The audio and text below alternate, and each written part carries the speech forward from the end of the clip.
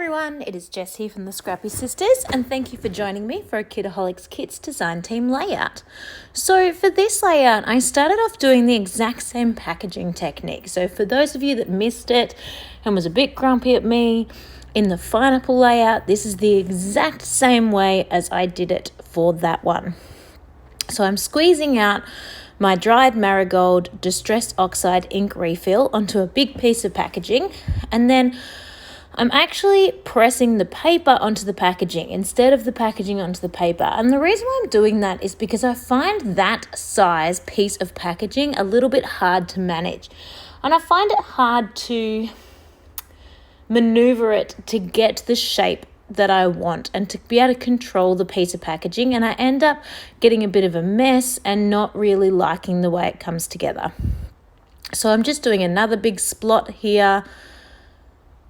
And once I have done those two, I'm pretty happy with that, but I feel like it needs a little bit of fixing up. Now, as I said, I don't like working with a piece of packaging that big when I'm going to put the packaging onto the paper as opposed to the paper onto the packaging. So I've got myself a smaller one. This is a quarter of a 12 by 12. I cut a 12 by 12 into 4 sections, and so it's just a little quarter of that. And this one is a much easier size to maneuver. I've got, I can fit it in the palm of my hand, and I like the technique I can use by doing that. I then also splattered some drops straight out of the bottle onto the page. Now you can see that I left this dry, and when I came back, the date that I wrote on the back in Texter came through because it is Texter and the paper was so wet. You know, these things happen. So I don't actually really care because I know that the style of layout that I'm doing, I'm just going to cover where that writing is anyway, but just the concept, it was a bit annoying. So this is not, I don't really do 2-page spreads, but this is going to be an accompaniment page to the UR1 pineapple layout that I did before. Now, when I say accompaniment, it's because I'm not 100% sure if these pages are going to go side by side each other or if they're going to end up back to back. It'll just depend on how many other layouts I do, leading up to this. And I'm not scrapbooking in chronological order, so I don't actually know. These photos are taken in 2013, and when I back scrap like this, I just scrap whatever the mood takes me at the time. So they're not, strictly speaking, a double-page spread, so they don't 100% match, but they are having the exact same background or same style of background in the same color. And of course, I'm using the same collection, so they're definitely going to match each other. So I ended up fussy cutting a whole bunch more flowers off the 12 by 12 sheet, and I also cut those super gorgeous like little tags, little labels off the sheet as well that I've used to sort of layer up behind my photo up the top. I've popped on that big sun to show it's a gorgeous sunshiny day. I noticed later as I was scrapping this that the packaging technique I made almost ended up looking like a love heart, which is kind of cute.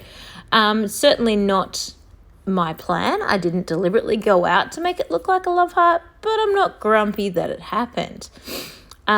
So page number 1 is obviously a picture of my husband and I, and then page number 2 is myself and my girlfriends. So just popping all of this on together, trying not to cover too much of myself up over on that side with that large flower, but I definitely want the flower hanging out.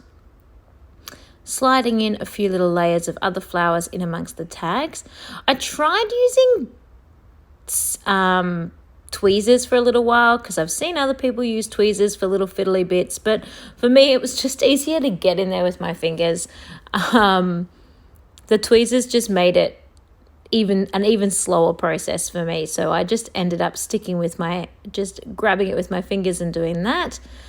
Because I want these pages to somewhat match, I am conscious of including similar, it's the same collection, so the colors match, but I want a similar feel to them. So I made sure I popped some flair of those little buttons on, again, this page. I may not have necessarily done that, but I definitely did because I have it on the pineapple page, and as I said, I really want them to kind of go together.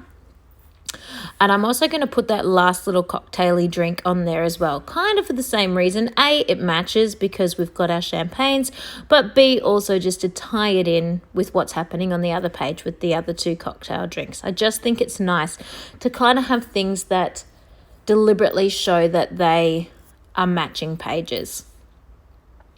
So then popping on my little drink, I was trying to get away with not having to pop so much up on foam because I was layering it all up, but in the end I did need to slide a little bit of foam in and underneath, otherwise it kind of sunk down on a bit of an angle, which I didn't want that to happen.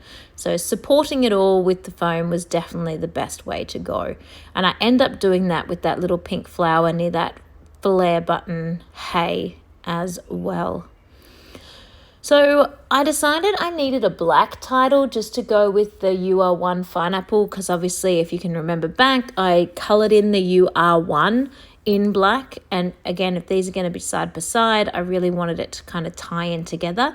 So I pulled out the Cocoa Vanilla Studios Unforgettable Thickers and used this saying, love this, to go, excuse me, as the title for this page. And I really love how that sort of comes together. And of course, I will do some black splatters as well.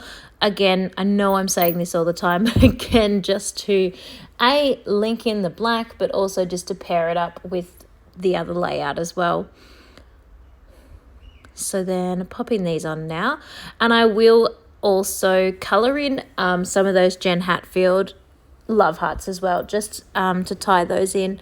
In fact, I don't have any love hearts on this side, so I think I'm going to grab the ephemera and pull out a couple of love hearts as well to just add to those clusters, to mirror off the finishing off of the clusters from the last week's layout, just to make these as sort of, what's the saying about eyebrows? They're sisters, not twins. To make this that kind of concept, that they're sisters, not twins. So they're not a double page layout, but when they're side by side, they're going to really look great together.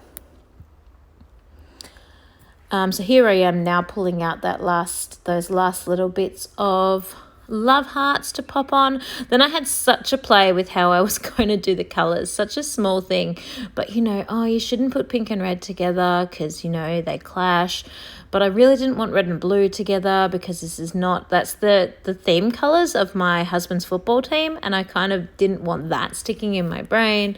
So silly, like the things that you nitpick that are just so little in this whole layout, you wouldn't have even noticed. So here I go again, just colouring in those Jen Hatfield love hearts in black, because they're going to add a little pop more black onto the page. And I'm practically done. This just flies together, I swear. It is so simple with this collection. You cannot go wrong. It is so bright and colourful. You can just pop anything together and it looks incredibly amazing. So definitely, I just love it. And with this last little love heart, I am done. So I am going to slide on over to the close-up photographs. I'm just tickled pink with how this layout and the last layout came together. So these two side by side or back to back to each other are just divine. That marigold, dried marigold in the background is just such a striking color. It works really, really well with this collection. So if you have that from the previous kit, definitely dig that out. I just love it. I love this collection and I love how this came together, and this kit is just gorgeous. So thank you so much for watching. I hope you enjoyed seeing how I popped together this last layout, and I will see you all next time.